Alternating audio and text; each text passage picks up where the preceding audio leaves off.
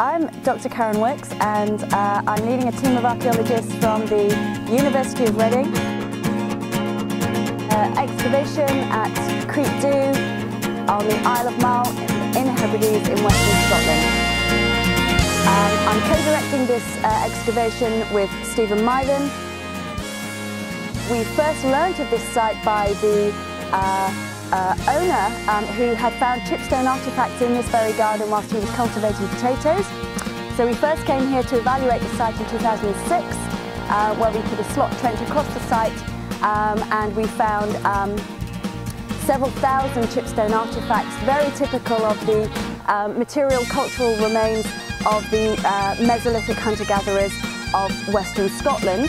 And we came back in 2010, extended the area of our trench to reveal a whole complex of archaeological features that we know date to the very earliest radiocarbon date indicates activity here first at around about 10,200 years ago.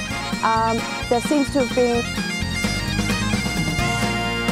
an abandonment of the site and activity recommencing at about 9,000, around about 8,700 cal-BP. My name is Nick Pankhurst and I'm the project supervisor on the Creek Dhu excavations for the University of Reading. And I've been working here with Reading students and students from the University of Aberdeen and York to reveal the features that you can see behind me. And what we've found in these excavations are a number of small pits with these stones within them, stone settings. Most of the stones have got signs of scorching on them, suggesting that they're little fire pits, probably used for cooking or just for heating. And surrounding these pits, we've got a semicircular arc of stake holes, suggesting that they've put in some sort of windbreak or little fence to protect them while they're using these features. From the pits, we've had a large number of flint artefacts and lots of charcoal, which will be helpful for our radiocarbon samples. My name's Rory, and I'm a graduate from the University of Reading, and I have been digging for the Southern Hebrides project and the East Mesolithic Hebrides project for 3 years now. The other sites were in Islay, but now we are digging in Mull, which I'm very pleased about. We've been finding chipstone artefacts,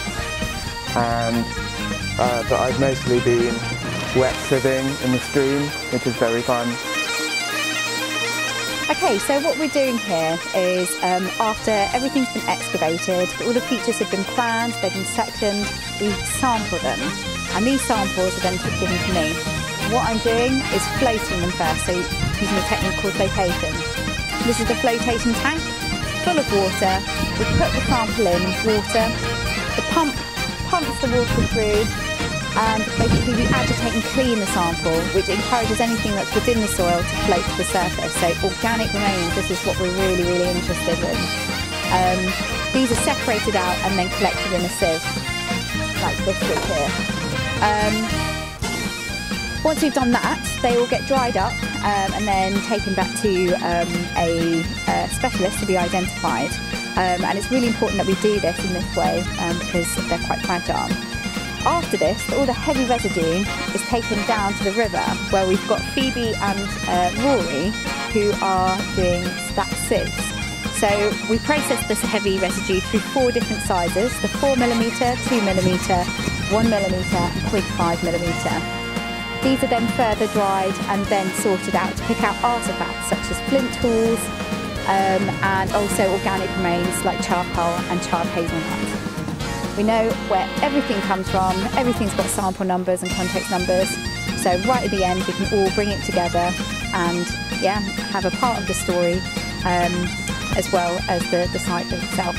So here I have a range of artefacts that we've collected from the site at Creek Dhu, and these are classic types of deriving from the narrow blade industries of the west coast of Mesolithic Scotland, and we have these blade cores, these very nice parallel-sided blades, and then the very fine microliths, so typical and characteristic of Mesolithic hunter-gatherer activity.